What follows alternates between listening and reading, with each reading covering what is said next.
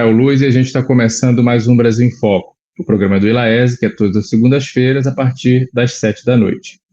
Como em todas as nossas edições, a gente vai trazer um tema de interesse da classe trabalhadora. E na edição de hoje, a última dessa temporada, número 50, a gente vai falar de um tema que está sendo muito comentado pela imprensa e que certamente está na boca dos trabalhadores e trabalhadoras de todo o país, que é o pacote econômico apresentado pelo governo, depois de muitas idas e vindas, na semana passada. Há uma narrativa, em geral, especialmente nos meios de esquerda, de que o pacote trouxe conquistas e trouxe coisas muito positivas para a classe trabalhadora. De outro lado, há aqueles setores da imprensa que cobram mais arroxo e mais ajuste. O que está por trás de toda essa discussão? E o que de fato significa o pacote para a classe trabalhadora e para o povo pobre do nosso país? É isso que a gente vai entender hoje com a Érica Andreassi, que está mais uma vez aqui conosco e preparou um boletim contra a corrente especial sobre isso. Não é mesmo, Érica? Oi, Israel, boa noite. Boa noite à Ana, que está aí no nosso suporte, ao pessoal que está vendo a gente, que vai ver, né, a gente, o que está vendo. É isso mesmo, trouxe aqui e eu vou te contar que não tem nada de bom para oferecer aí para quem vai assistir a gente. Para dizer a verdade, eu fiquei com tanta raiva de fazer esse boletim contra a corrente, mas assim, também é bom porque a gente vai dar bastante argumento aí para os movimentos sociais, para o movimento sindical, para os ativistas, porque a batalha vai ser dura. Perfeito, Érica. Então, inclusive por isso que a Érica está nos falando aqui no começo, eu quero pedir para que você que ainda está chegando agora, mande lá no grupo do seu sindicato, mande para os ativistas, mande para os seus companheiros de luta, porque no dia de hoje você vai ver uma perspectiva que não está em nenhum outro lugar e não é dada por nenhum outro instituto de pesquisa. Então, compartilhe com os seus companheiros de luta e companheiras de luta, porque a informação que a gente vai ver agora, ela precisa ser conhecida pelo máximo de ativistas da classe trabalhadora. Então, Érica, está com você a palavra. Conte aí para a gente, então, o que tem nesse pacote de ajuste do governo. Então, Israel, como você falou, né, depois de semanas aí de idas e vindas, né, na última quinta-feira, finalmente o ministro da Fazenda, Fernando Haddad, apresentou lá a proposta de novo ajuste fiscal, né? O governo está prevendo aí uma economia de 327 bilhões aos cofres públicos até 2030, e o ministro aí fez um anúncio mesclando, né, supostos, digamos assim, medidas amargas com algumas coisas aí que anima, né, a gente e tal, como a questão da isenção do imposto de renda, que já era uma promessa de campanha do Lula, né, mas assim, quando a gente vai ver o pacote de verdade, a coisa é muito feia, tá?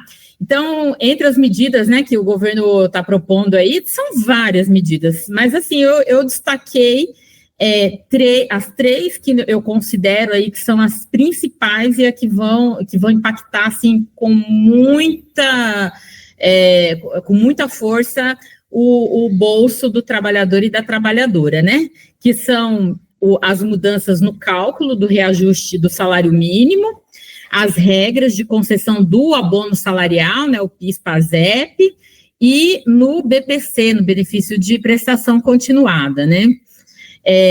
A gente tem que lembrar aí, a gente até soltou um contracorrente aqui já há 2 meses atrás, né, falando um pouco, foi 2 meses atrás, não, acho que foi até o mês passado mesmo, falando, né, que de ações que vinham sendo discutidas no executivo, né, e inclusive não entrou algumas coisas que a gente considerava que talvez o governo pudesse entrar, mas veja, a gente tem que lembrar que esse pacote ainda vai ser discutido no Congresso, né? E nada impede que essas outras coisas acabem entrando. Inclusive, hoje eu estava, agora na hora do almoço, ouvindo a CBN, e E eu ouvi a notícia de que o Congresso já avisou que vai votar primeiro as medidas, os cortes, né? Separou a proposta em duas, então vai votar primeiro os cortes e a questão, inclusive, do que é o suposto benefício, que é a mudança do imposto de renda e a isenção do imposto de renda, vai ficar só para o ano que vem, né?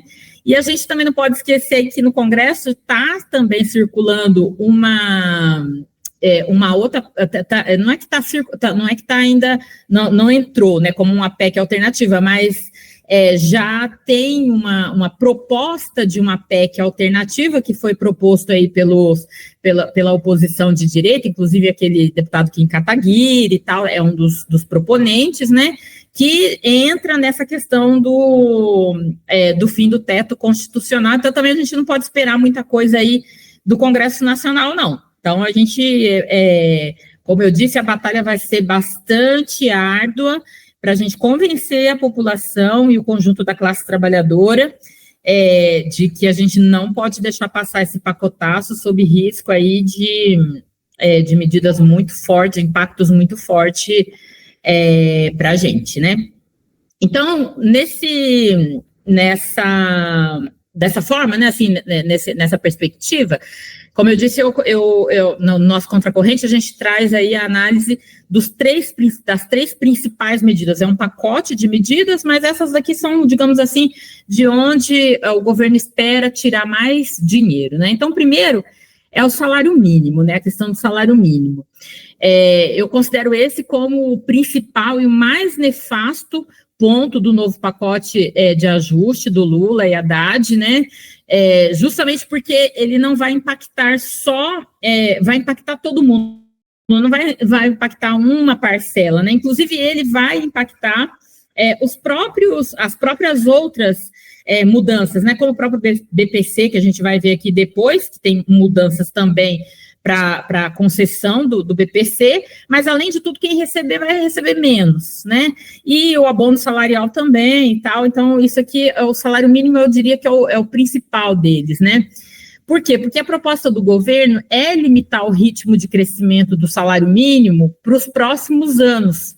E isso vai levar à redução do valor pago em aposentadorias, em pensões, benefícios previdenciários, auxílios, né, como o próprio BPC, como eu disse, né, que tem o salário mínimo como referência, né? A estimativa aí da equipe econômica é que a nova regra ela pode gerar, né? Eu vou pôr entre aspas aqui, uma economia, né? Porque depois a gente vai ver que, na verdade, o que o governo chama de economia é um assalto aos nossos bolsos, né? Mas eles chamam aí de uma economia de 109,8 bilhões para os cofres públicos entre 2025, e 2030, ou seja, nos próximos 5 anos, né? Para se ter uma ideia, Israel, isso equivale a 1/3 da expectativa total de economia no período. Então, dos 327 bilhões que o governo espera economizar com esses cortes aí nos próximos 5 anos, 1/3 deles vem dessa mudança na regra de cálculo do salário mínimo. Então, para cada R$3 economizados, 1 seria sobre o pagamento de aposentadorias, pensões e benefícios sociais, né? Então, para entender como isso vai ocorrer, é preciso a gente antes compreender como o cálculo é feito, né? E como ele vai ser realizado caso esse pacote seja realmente aprovado, para a gente entender onde é que está a pegadinha aí. Então, veja, hoje, pelo formato adotado, o reajuste do salário mínimo, ele corresponde à soma de dois índices. A inflação, que é medida pelo INPC, né, que é o Índice Nacional de Preços ao Consumidor, em 12 meses, né, nos 12 meses prévios até novembro, né, lembrando que a gente tem o reajuste do salário mínimo em janeiro de cada ano, né, então é calculado a partir do INPC dos 12 meses anteriores até novembro, e o índice de crescimento real do Produto Interno Bruto, do PIB, de 2 anos anteriores. Então, por exemplo, para o salário mínimo agora de 2025, é calculado o crescimento econômico do PIB do país relativo a 2023, né, que já tem aqueles dados consolidados lá, né. Com a mudança proposta pelo governo, a correção inflacionária, ela vai ser mantida, né? Então, o cálculo do INPC dos 12 meses anteriores até novembro, ela se mantém, né? O que vai mudar é o índice de crescimento real do PIB, que vai ficar limitado ao máximo de 2,5 pontos percentuais, que é, inclusive, aquilo que já prevê o arcabouço fiscal para o crescimento para os outros crescimentos da despesa pública, né? Lembra que naquele Contracorrente e naquele Brasil em Foco que a gente fez, aquela live, eu já expliquei sobre isso. Quem tiver dúvidas pode voltar tanto na live ou no Contracorrente, né? Então, por exemplo, para se ter uma ideia, né, desse ano, isso significa o seguinte, que o salário mínimo atual, se a gente calcular, ele né, hoje, em 2024, salário mínimo ele é de 1.412, né, reais. Pela fórmula de cálculo atual, ou seja, como vigora já nesse momento, o valor ele subiria para R$1.521, por quê? Porque ele, para aplicar o índice de reajuste, seria utilizado, né, a inflação medida pelo INPC, que em 2024, de novembro de 2023 a novembro de 2024, foi de 4,66%, né, segundo os dados oficiais, e o PIB e mais 2,9%, que foi a taxa de crescimento do PIB do ano de 2023. Então, somando esses dois percentuais, 4,66% mais 2,9%, o índice de reajuste do salário mínimo deveria ser de 7,71%, aplicando esse percentual aos 1.412, que é hoje, né, o valor do salário mínimo, ele subiria para R$1.521, né? Então, nós teríamos aí um reajuste de pouco mais de R$100, né? Só que, se o pacote for aprovado, esse cálculo ele vai mudar. Então, veja, o índice de 4,66%, que é referente à inflação, ele vai se manter igual. Só que no caso do crescimento do PIB, como eu disse, em 2023 o crescimento foi de 2,9%, mas com o novo cálculo ele ficaria limitado a 2,5%. Então, a base de cálculo total, ela cairia de 7,71% para 7,29%, né? Que daí também é a soma dos 4,66% da inflação, só que mais 2,5%, que é o limite máximo que pode subir aqui, né, com a nova regra, mesmo que no ano de 2023 tenha subido a 2,9%. Com isso, o reajuste do salário mínimo, que seria, né, que estava previsto para ser de R$1.521, ele será de 1.515, né? Então, a gente já perde aí, logo de saída, nesse ano de 2025, R$6, né? O impacto disso, nos próximos anos, a gente pode observar no gráfico aí que a Ana vai pôr para a gente, né? Que mostra, que foi elaborado pelo próprio governo, né, na exposição do ministro Haddad, né, que vai mostrando aí a projeção, né, que o governo fez, né? Na linha amarela nós temos o índice de salário, não, na linha amarela, isso mesmo, nós temos o índice do salário mínimo, se ele fosse reajustado exclusivamente pela inflação. Na linha azul, que é essa maior, né, a gente tem aí o cálculo da regra atual, né? Então vocês veem aí que em 2030, né, pelo cálculo atual, se mantivesse dessa forma, em 2030 a gente já teria um salário mínimo acima dos R$2.000, né?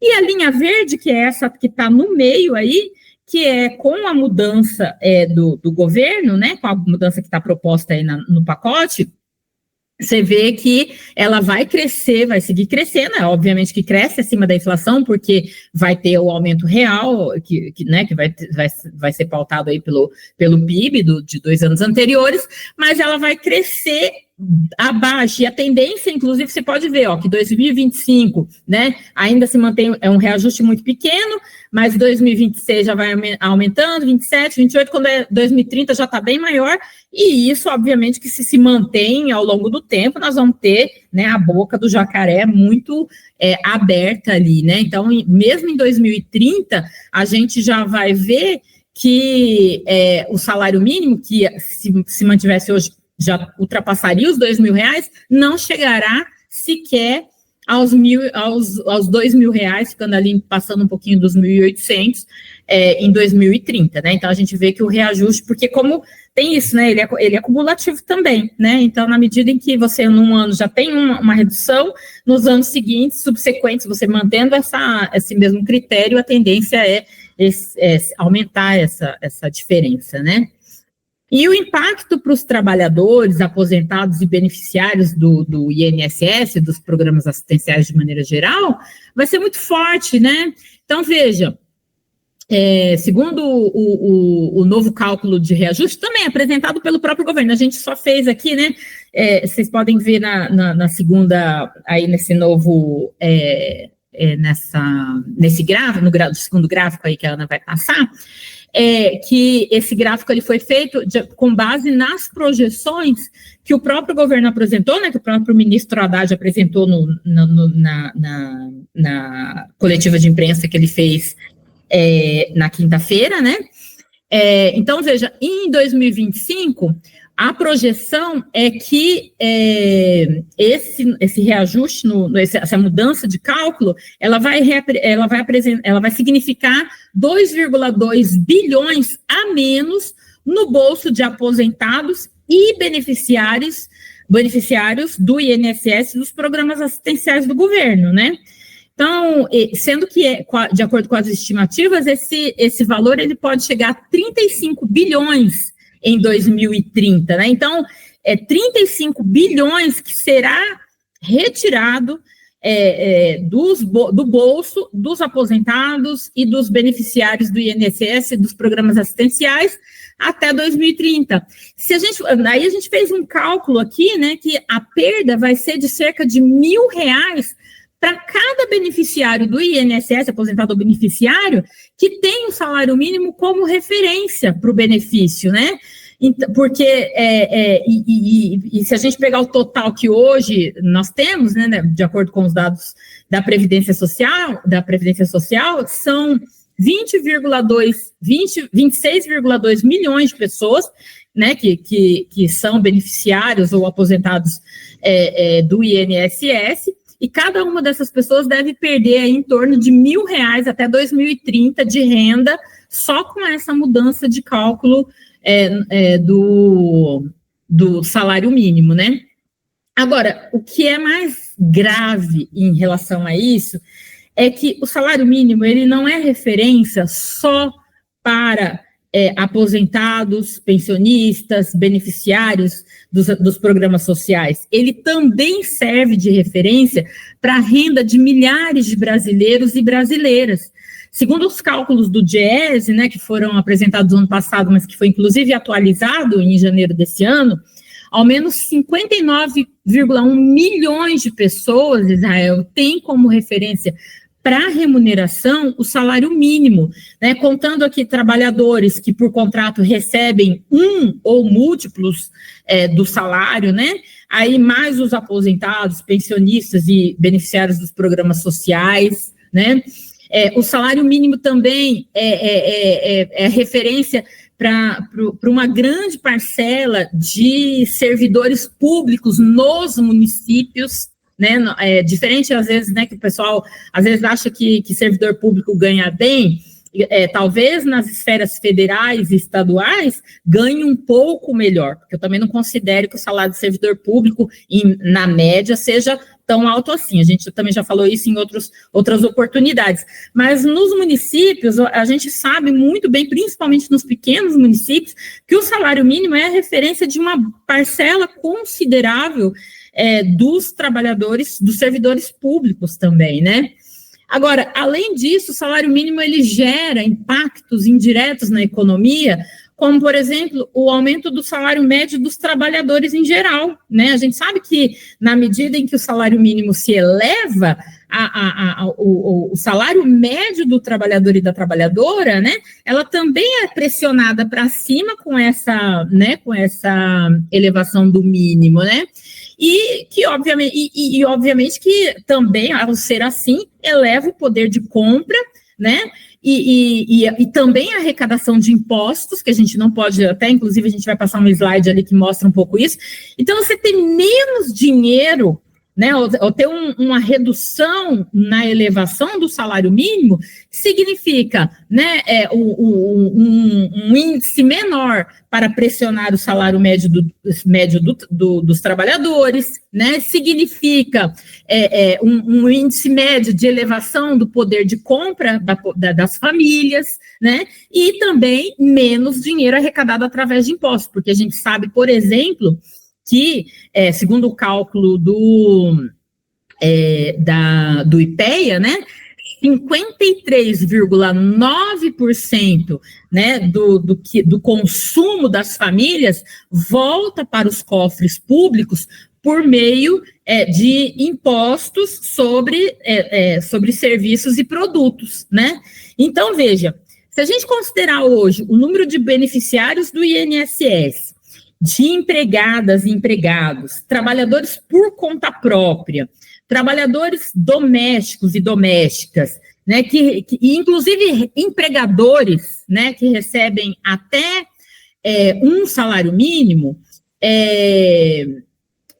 o número de, até a Luciana puder colocar aí o slide, o impacto na renda anual vai ser da ordem de 4,5 bilhões de reais só no próximo ano, né? Porque aqui entra, no caso de empregados, trabalhadores trabalhadores domésticos, beneficiário do INSS, a gente tem que colocar também o 13º salário, 1/3 de férias, né? No caso dos empregadores, não, né? Trabalhadores por conta própria, também não.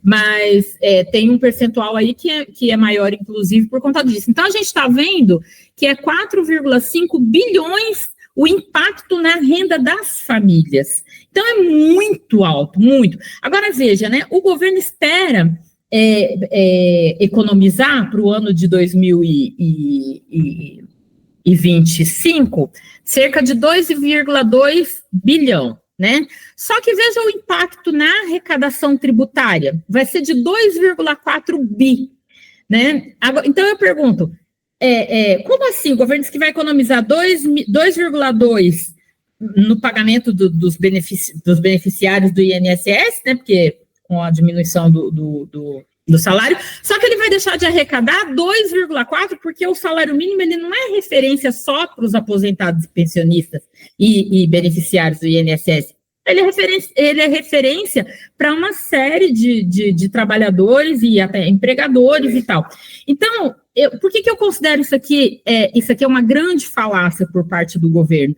Porque, veja só, na verdade, o que está colocado aqui na realidade, uma questão de que é necessário reduzir o valor do salário mínimo sob risco, né, porque há uma pressão forte dos grandes empresários em relação a isso. Então, aqui não é uma discussão só de economia de gastos, mas também é uma pressão por parte dos empresários para reduzir o valor do salário mínimo. Então, Israel, como eu disse, né? Então, aqui a questão assim, tem muito menos a ver com de fato, economia para os cofres públicos do que realmente a política mesmo é a redução, porque há uma chiadeira aí entre os empresários de que o salário está muito alto, né? E, obviamente, que primeiro não está, mas, assim, eles acham que é muito. Então, veja que também tudo tá colado aí com a questão também da reforma tributária, etc., né? Inclusive, no final, eu vou até fazer uma parte aí sobre essa questão da tributação. Então, isso para falar do salário mínimo, né? Em relação... e assim, uma coisa que é bem interessante, né, para você ver como é uma grandíssima falácia mesmo, né? Eu tomei a liberdade de procurar o salário médio de um trabalhador norte-americano, né? O salário médio de um americano hoje, de um trabalhador norte-americano, e olha que eles estão reclamando bastante lá, é em torno de $5.940 por mês, né? Dá em torno de $80 mil só ao ano, né? O salário médio aqui do brasileiro é um pouco mais de R$3.800 aqui, depois eu falo o número exato. Veja, se a gente for fazer o cálculo aí em cima do que é, levando em consideração o dólar a R$5, tá? Dólar a R$5 daria em torno aí de $760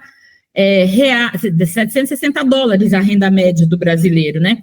Então, você vê que o trabalhador brasileiro ganha muito pouco, na verdade, né? É menos... Se a gente colocar o dólar a R$4, que a última vez que o dólar esteve abaixo de R$4 foi em 2021. Então, vamos pegar aí a média de R$4, para não dizer que não, mas que agora, com essas medidas, o dólar vai baixar. O governo vai dizer que o dólar vai baixar. Então, vamos pegar um negócio aí que é bem lá atrás e tal, 2021, onde o dólar esteve a R$4, né? Nós estamos falando de $950, que é a renda média do trabalhador hoje, né? Se o dólar estivesse a R$4. Então, veja, a gente ganha 5 vezes, a renda média do trabalhador brasileiro é 5 vezes menor do que a renda de um trabalhador norte-americano. Então, também eu digo isso porque nós vamos entrar agora na discussão do abono salarial, né? E para quem não sabe, o abono salarial do Programa de Integração Social, do PIS, do Programa de Formação do Patrimônio do Servidor Público, PASEP, é um complemento no valor de um salário mínimo que é pago anualmente para quem tem carteira assinada ou quem é servidor público, né? E ganha até, no máximo, 2 salários mínimos. Então, lembrando que hoje o salário mínimo é R$1.412, né? Então, 2 salários mínimos seria R$2.824. Então, pode receber, é elegível para receber o abono salarial do PIS/PASEP o trabalhador, né, que recebeu, né, que tem carteira assinada, que é servidor público, que recebe até R$2.824, considerando os valores do salário mínimo de hoje. Então, ele funciona aí como um 14º salário para as trabalhadoras e trabalhadores com baixa renda, né? A proposta do governo é limitar o número de pessoas que têm o direito ao abono salarial, fixando um teto salarial inicial de 2.640 já para o próximo ano, né? E para que o trabalhador possa acessar o benefício e corrigindo esse valor pela inflação nos próximos anos, até que se possa ter direito ao abono salarial quem ganha, no máximo, um salário mínimo e meio, né? Com estimativas aí para 2035, como vocês podem ver aí na projeção que a Ana está colocando na tela para nós, né? A justificativa do governo, Israel, é que com a valorização real do salário mínimo e do bom ritmo do mercado de trabalho, né, o abono, ele deixou de ser pago apenas para os trabalhadores que ganham menos. Então, isso é o que o governo está dizendo, né, já que o critério de acesso ao benefício hoje, né, segundo o governo, representa mais de 85% da renda média do trabalhador brasileiro, que, como eu disse inicialmente, está na casa dos R$3.137, né, sendo que a renda média do homem é R$3.424 e para as mulheres é R$2.696. Eu não fiz o recorte racial aqui, peguei só homens e mulheres em geral, né? Mas é só para a gente ter uma base aqui, né? E então significa o seguinte: como a renda média é essa, R$3.137, hoje esses 2.824 representam 85% da renda média do trabalhador. E, segundo ainda o governo, mais de 60% dos trabalhadores formais hoje são elegíveis para o benefício. Então, segundo o governo, perdeu a razão de ser, né? Mas veja, que 6 em cada 10 trabalhadores e trabalhadoras formais são elegíveis ao benefício, não significa que o abono salarial perdeu a sua função. A única coisa que significa aqui é que a renda média das e dos trabalhadores está abaixo do necessário para a manutenção das famílias brasileiras. É como eu disse, veja, a renda média de um trabalhador brasileiro, Israel, é 5 vezes ou mais de 5 vezes menor do que a renda média de um trabalhador norte-americano. Nossa, o problema é que o trabalhador e a trabalhadora brasileiros ganham muito pouco, né? Veja que, de acordo com o DIEESE, o salário mínimo necessário para cobrir as despesas básicas de uma família de 4 pessoas em setembro de 2024 deveria ter sido de R$ 6.657,55. Essa é o salário mínimo necessário, de acordo com o DIEESE, né, o cálculo que o DIEESE faz em relação ao que é o necessário para a renda familiar, né? Então, esse valor de 6.657 é mais que o dobro da renda média, que, como eu disse, é 3.137, e quase 5 vezes o valor atual do salário mínimo. Então, dizer que quem ganha 2 salários mínimos, né, hoje, como é hoje, não ganha bem e que por isso não é elegível para o abono salarial, porque o abono salarial perdeu a sua razão de ser, é uma completa falácia, um absurdo completo, estar completamente fora da realidade do que é viver com R$3.000, tá? E pior ainda, né? Com 2.824, que é os 2 salários mínimos hoje. Então, veja, em 2024, 24,8 milhões de trabalhadoras e trabalhadoras tiveram direito ao abono salarial, segundo o Ministério do Trabalho e Emprego, tá? Isso foi o equivalente a 27 bilhões a mais circulando na economia pelo aumento do consumo que este benefício oferece, né? Porque ele funciona, como eu disse, como um 14º salário. Estima-se que o impacto da mudança nas regras no bolso das e dos trabalhadores, caso seja aprovada, seja da ordem de 2 bilhões, né? Então, é a economia que o governo espera ter em relação ao não pagamento do abono, mas eles invertem a lógica, porque eles falam assim, não, o governo vai economizar 2 bi, não, 2 bi serão retirados das famílias, que poderiam recolocar esse valor e reaquecer a economia, ou aquecer a economia, com isso, tendo um retorno da ordem, tendo um retorno, inclusive, de um percentual de 2,4 bi, que também é mais ou menos o mesmo que eu disse em relação ao salário mínimo. Então, porque, lembra que eu falei? Porque é a mesma coisa, é o mesmo cálculo, né? Se você tem 53% do valor que as famílias gastam, né, no consumo de bens e produtos, volta na forma de tributos para os caixas, para os cofres públicos, né? Então, isso significa também que nós vamos ter aí uma perda grande em termos de arrecadação, né? Então, é uma conta que não fecha, né? Agora, se a gente colocar para 2030, vai ser uma perda, né, no bolso do trabalhador da ordem de 18 bi, né? E em termos de arrecadação fiscal, que o governo vai deixar de recolher através dos impostos de consumo de bens e produtos, vai ser de 9,7 bi, né, que esse representa 53% aí do que volta para os cofres públicos, né? Então, eu considero, assim, que isso assim, é muito nefasto, né? Agora, de todos, Israel, de todos mesmo, eu vou te falar, o pior, o mais, assim, cruel, são as mudanças nas regras para concessão do BPC, do benefício de prestação continuada, sabe?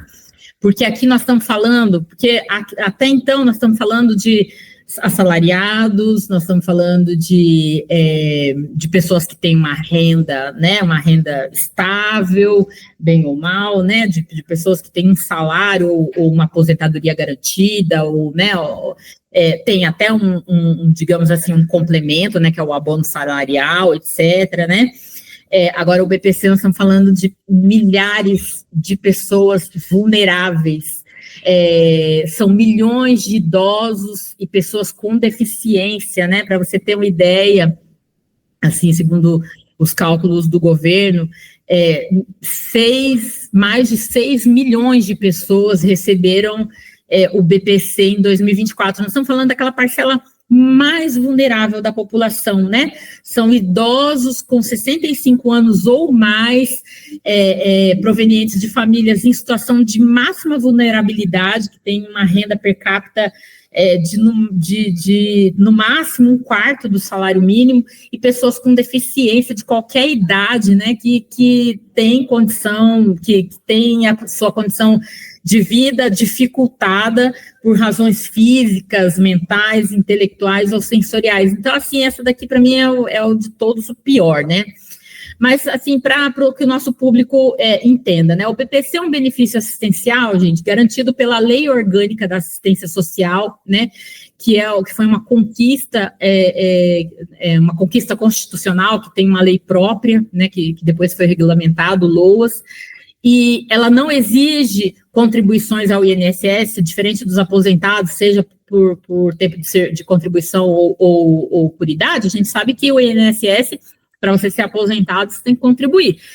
Para ter pensão, também o titular teve que contribuir. Para ter algum benefício do INSS, outro benefício, como auxílio-doença, etc., tem que ter contribuição, licença maternidade, etc. O BPC não, ele é para aquelas pessoas que nunca contribuíram, são as mais pobres e mais vulneráveis mesmo, né? É uma das mais importantes políticas sociais do país.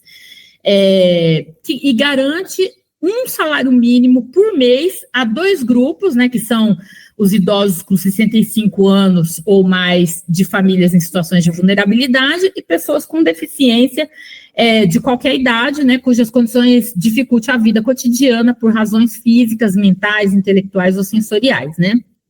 Veja, para receber o benefício é necessário que a renda da família per capita, né, por pessoa, componente da família, seja de até 1/4 do salário mínimo. Então, isso significa que atualmente seria R$353. Então, por cabeça, não poderia ultrapassar R$353 a renda de cada um, né? E que todos os integrantes da família estejam cadastrados no CAD único, né, que é o cadastro único para programas sociais do governo federal, né? Então, o que vai mudar aqui, né? O que muda com as novas regras propostas pro BPC? Primeiro, né?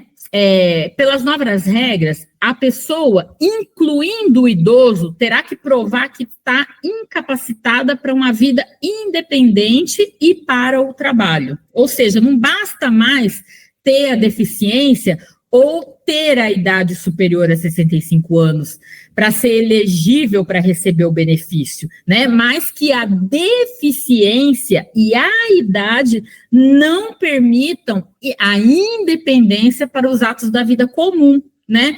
Então, muita gente vai perder aqui. Quer dizer, não basta você ser idoso e vulnerável, não pode ser independente, né?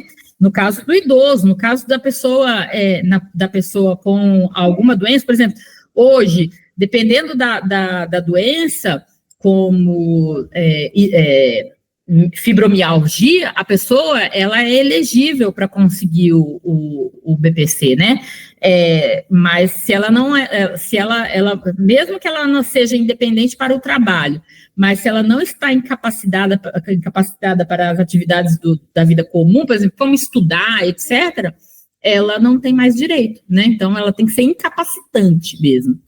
Não, a outra mudança é que não serão deduzíveis, eu não sei se a Ana está colocando para a gente aí os slides, mas se não tiver, ela pode colocar o próximo, tá? Que é esse do BPC.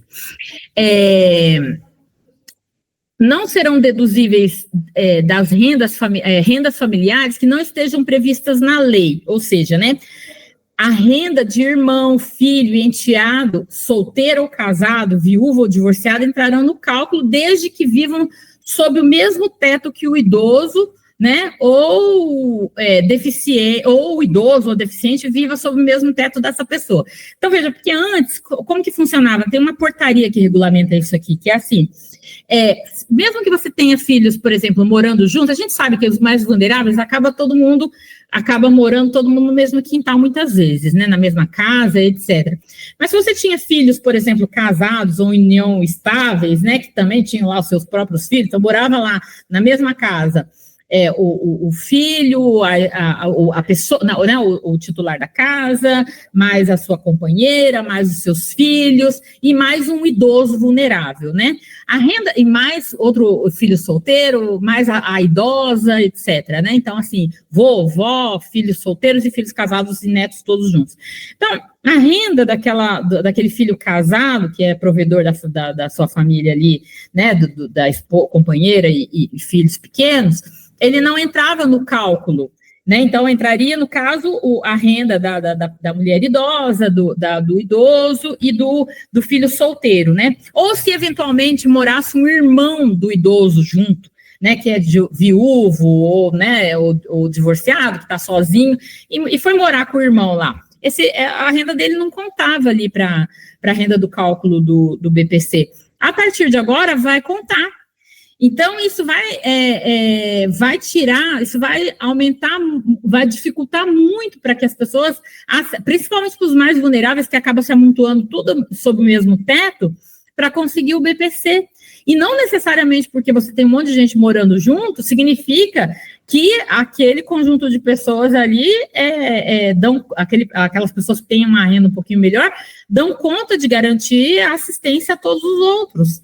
Então, assim, vai dificultar muito mesmo. Por outro lado, antes não era considerado para o cálculo da renda o beneficiário, se o beneficiário fosse separado de fato, mas ele morasse em outra casa, se ele fosse, aliás, se ele se mantivesse casado, né, no papel, mas o cônjuge morasse em outra casa, ou seja, porque a gente sabe muito bem que às vezes a pessoa se separa de fato, né, mas se mantém casado no papel, né, e a renda dessa outra pessoa não contabiliza, obviamente, atualmente, para o cálculo do BPC, porque eles não estão juntos de fato, né. Agora não, mesmo que não estiver morando na mesma casa, se tiver casado no papel ou se estiver em união estável, vai contar para o cálculo do BPC, né? Então, para quem está aí divorciado, de quem está aí, aliás, separado de fato, mas não divorciou, vai ter que correr atrás, senão vai acabar perdendo o benefício, né? Cadastros desatualizados há mais de 24 meses terão que ser atualizados com o CID, né? Hoje, para se cadastrar para pedir, já tem que ter o CID, mas se a pessoa passou do período para atualizar o seu cadastro, vai ter que voltar, né? E vai ser exigida a biometria, não só para ter acesso ao benefício como é hoje, né? Mas também para quem vai atualizar o cadastro, tá? Aposentadorias, pensões e benefícios no valor de até um salário mínimo, que desde 2021 também estabelecido por uma portaria, não entrava no cálculo da renda familiar, voltará a contar para a concessão do BPC. Então, Israel, isso aqui significa o seguinte, né? Veja, às vezes tem um casal de idosos, né? E um deles, por exemplo, o idoso, o homem idoso, tem lá uma aposentadoria de um salário mínimo, né? E a idosa não tem, né? Porque não pôde contribuir, passou a vida inteira, foi dona de casa e tal. Esse casal de idoso e tem eventualmente mais. Aliás, não, desculpa, vivem só esses dois. Essa mulher, ela teria, essa idosa acima de 65 anos, tem direito ao BPC hoje em dia, porque o salário mínimo de aposentadoria do esposo dela não entra para o cálculo, porque benefícios do INSS, seja ele aposentadoria, pensão ou qualquer outro auxílio, até um salário mínimo, ele não é considerado renda atualmente, né? Ele é considerado, porque um salário mínimo é o mínimo necessário para a pessoa viver. Então, ela não é considerada renda. Então, como o salário mínimo ele é considerado o mínimo necessário básico para uma pessoa sobreviver, a outra pessoa, ela se torna necessariamente elegível para a concessão do BPC. E com as novas regras, não. Então, e aqui tem uma outra questão, porque muitas vezes, por exemplo, você tem uma família que tem uma renda de um salário, uma pessoa trabalhando com uma renda de um salário mínimo, né? Mas tem 3 ou 4, tem 4 pessoas na família, né? Então, ali, o salário mínimo tem 3 pessoas na família, né? 3 pessoas na família. Aí a renda,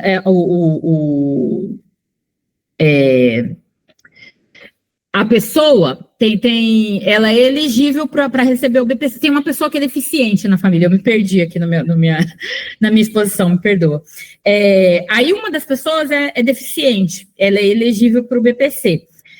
Para ela receber o BPC ali, ela tem que ter, no máximo, um quarto do salário mínimo como renda, né, per capita na família, para a pessoa poder receber o BPC, né? Se você tem 3 pessoas, uma delas é deficiente, tem uma trabalhando, recebendo salário mínimo atualmente, então, tranquilo, isso é tranquilo, mesmo que tiver 4 pessoas na família, é tranquilo, porque aquele salário mínimo ali de aposentadoria, etc., não vai entrar no cálculo. Mas, a partir de um salário mínimo, a partir das novas regras, esse salário mínimo vai contar. E, ao contar, aquele deficiente que atualmente teria direito, vai perder o benefício. Então, vou dar um relato pessoal aqui, né? Eu tenho uma cunhada que ela é portadora de necessidades especiais, né? Ela tem paralisia cerebral, e ela é beneficiada com um benefício de prestação continuada, né? É uma pessoa adulta já e tal, mas ela não está apta para a vida ao trabalho e tal, ela não é independente, né? Então, ela tem incapacidade aí que necessita de permanência. E a mãe dela, né, a mãe dela é aposentada. Então, ela conseguiu o BPC justamente porque a aposentadoria da mãe dela, que é de um salário mínimo, não conta na renda para que ela receba esse BPC, né? E ela necessita, porque ela precisa de cuidadora, ela precisa de assistência, ela usa cadeira de rodas, etc. Então, veja, se as novas regras já estivessem valendo, ela jamais teria conseguido esse BPC, porque o fato de que a mãe dela recebe uma aposentadoria de um salário mínimo a tornaria inelegível para receber esse benefício.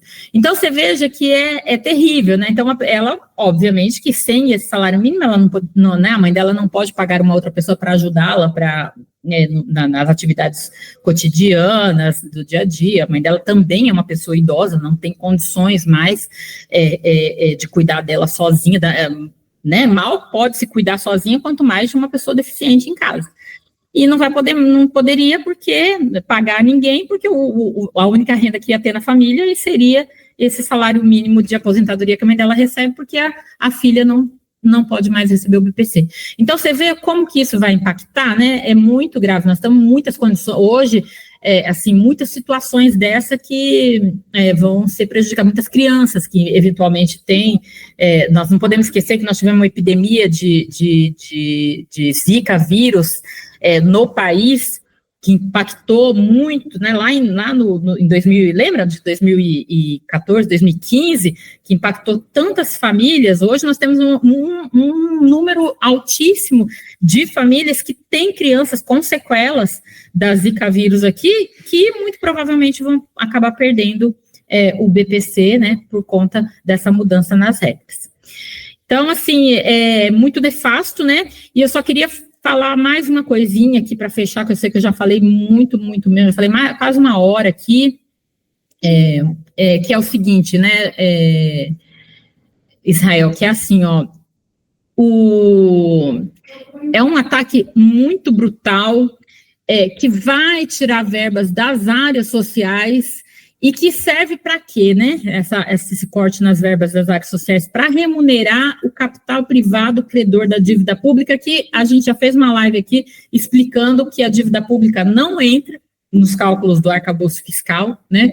Agora, é o mesmo capital privado que, em muitos casos, se beneficia de isenções fiscais bilionárias que são concedidas, né, a grandes empresários e grupos econômicos, né? Atualmente, hoje tem 17 grupos econômicos com isenções fiscais no Brasil, e que utiliza o dinheiro, né, que não é pago na forma de imposto, não é recolhido na forma de imposto, porque está isento, para comprar título da dívida pública emitido pelo governo para cobrir o rombo que essas isenções elas deixam no orçamento, né?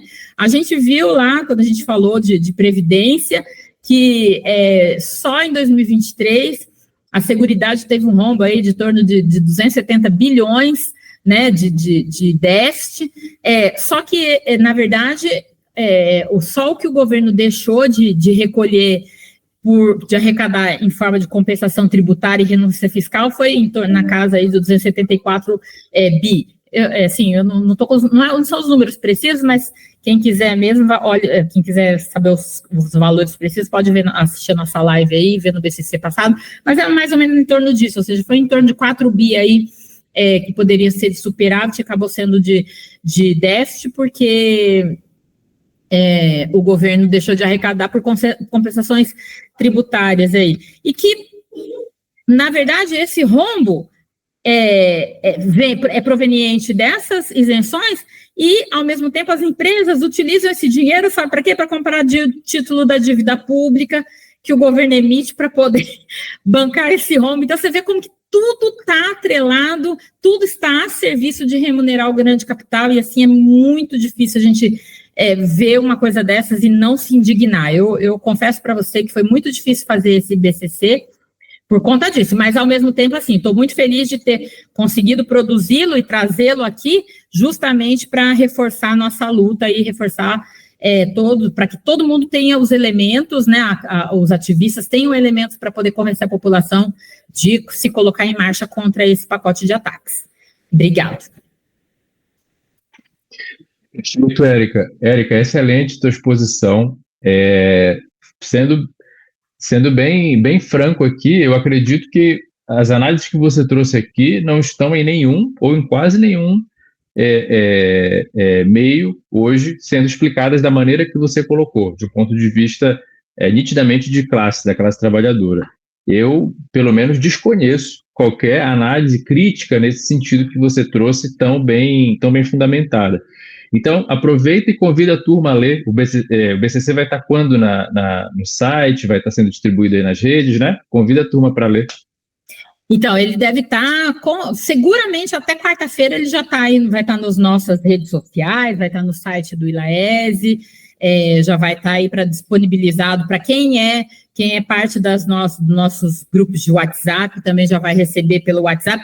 Quem não entre em contato com a gente pelo site aqui, deixa um recadinho aí pela live aí também, nos comentários, no chat, que a gente adiciona vocês para vocês receberem. Eu acho que esse material vai ser bem importante mesmo para que vocês possam ter, porque você tem razão, assim, eu também não encontrei, né, eu fiz uma análise bastante profunda aí na imprensa, até para poder entender, né, qual que era de fato que estava por trás aí desse reajuste desse pacote, e não trazem, né, na verdade, a análise burguesa que tá bom, mas é pouco ainda, né? Que assim, para começo tá bom, mas precisa atacar mais, né?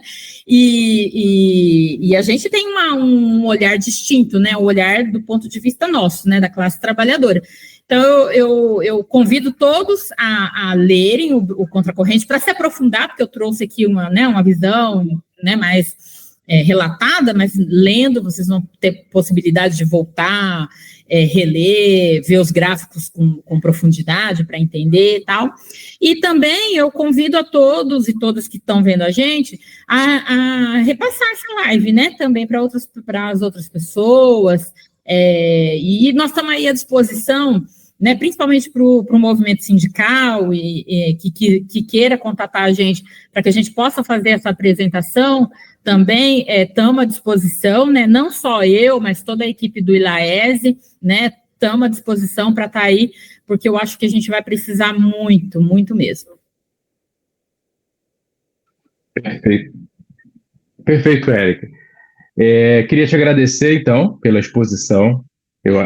Todo mundo que assistir aqui, independentemente do momento, vai aprender bastante, vai conseguir armas de crítica para fazer a luta, com certeza, no próximo período. Até pelo que você nos explicou, na verdade, esse assunto vai voltar ainda aqui algumas vezes, porque a coisa, agora que foi apresentada, ainda está recomeçando em um outro patamar agora, porque tem outras discussões políticas sobre isso, né? E então você já está convidada para o ano que vem fazer aqui conosco novos debates atualizando esse assunto. E para quem está nos assistindo, maravilha, maravilha.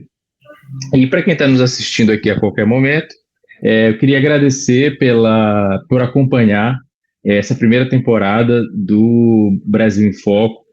Hoje fazem 50 programas, então, que nós realizamos, com muito esforço por parte de toda a equipe do ILAESE, com muito cuidado na preparação dos materiais, com muito rigor na apresentação científica dos dados e na análise das informações que a gente traz, porque o objetivo do nosso instituto é fortalecer a luta da classe trabalhadora a partir das armas que o marxismo nos dá, que a análise crítica da realidade nos dá.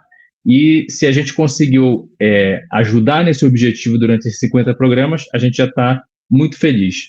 E ao dizer isso, quero agradecer também, além de todas, da Érica, em particular hoje, de todas as pessoas que passaram por aqui apresentando estudos e informações que o ILAESE promove, a toda a equipe também que sustentou essa live por vários momentos. A Ana Luísa, em particular, que teve na maioria dos momentos, também a Larissa, que teve em alguns momentos, ao Caio também, que inclusive já apresentou também.